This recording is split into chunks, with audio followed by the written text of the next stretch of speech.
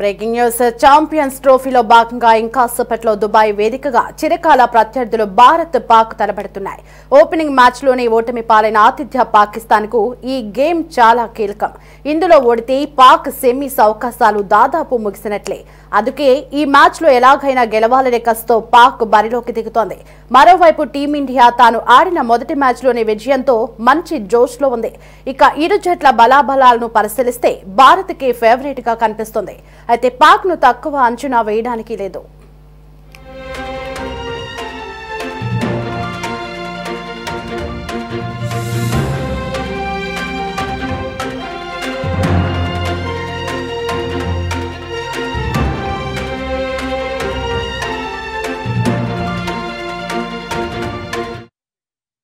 అయితే ఈ రోజు పిచ్ ప్రారంభంలో బౌలర్లకు అనుకూలంగా ఉంటుందని అంచనా.